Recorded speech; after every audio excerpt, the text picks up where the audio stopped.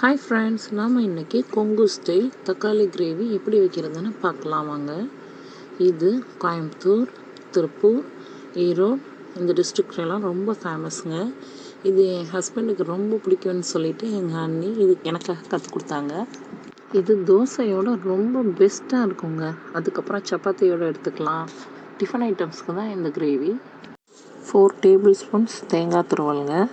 அதில் 1 இன்ச் பட்டை, 2 ஏலக்காய், 3 கிராம்பு சேர்த்துக்குங்க. இதில் 1 டீஸ்பூன் இஞ்சி பூண்டு பேஸ்ட்டு. உண்மையாகவே இது ரொம்ப சிம்பிளான ஒரு டிஷ்ஷுங்க. இப்போ நாம் இஞ்சி பூண்டு சேர்த்துட்டோம் இல்லையா, இதில் 1 டேபிள் ஸ்பூன் சோம்பு சேர்த்துக்கலாங்க. அதுக்கப்புறம் 1 டேபிள் ஸ்பூன் பொட்டுக்கடலையும் சேர்த்துக்கலாம். அதுக்கப்புறம் 1/2 டேபிள் ஸ்பூன் மட்டும் கசகசாங்க. இதை நல்ல ஃபைன் பேஸ்ட்டாக அரைச்சி எடுத்து வச்சுக்கலாம். இதுக்கப்புறம் ஒரு 7 தக்காளி பழம் தனியாக எடுத்து அதை தனியாக அரைச்சி எடுத்து வச்சுக்கலாம். இன்னும் புளிப்பு ஜாஸ்தியாக வேணும்னு நினைக்கிறவங்க எக்ஸ்ட்ரா பழம் சேர்த்துக்கலாங்க. தக்காளியையும் ஃபைன் பேஸ்ட்டாக தனியாக அரைச்சி எடுத்து வச்சுக்கோங்க. அதுக்கப்புறம் பாத்திரத்தை காய வச்சு எண்ணெய் சேர்த்துக்கலாம். எண்ணெய் நல்லா காஞ்சதுக்கப்புறம் 1 டீஸ்பூன் கடுகு சேர்த்துக்கலாங்க. கடுகு பொரிஞ்சதுக்கப்புறம் கருவேப்பிலை, பச்சை மிளகாய் எல்லாம் சேர்த்து 4 பச்சை மிளகாய் சேர்த்துருக்கேங்க. எல்லாம் நல்லா ஃப்ரை ஆனதுக்கப்புறமா ஒரு 300 கிராம் சின்ன வெங்காயம் நல்லா கட் பண்ணி எடுத்து வச்சுக்கோங்க. நிறையா சின்ன வெங்காயம் போட்டிங்கன்னா தான் இதுக்கு டேஸ்ட்டே. வெங்காயம் சேர்த்தாச்சுங்க.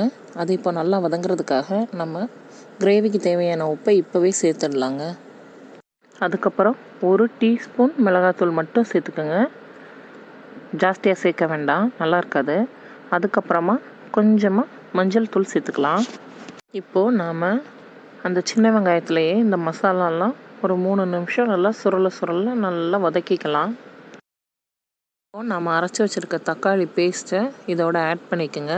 அதுக்கப்புறமா நம்ம அந்த தேங்காய் மசாலா எல்லாம் சேர்த்து அரைச்சி வச்சுருக்கோம் இல்லையா, அதையும் இதோட இப்போவே சேர்த்துடலாங்க.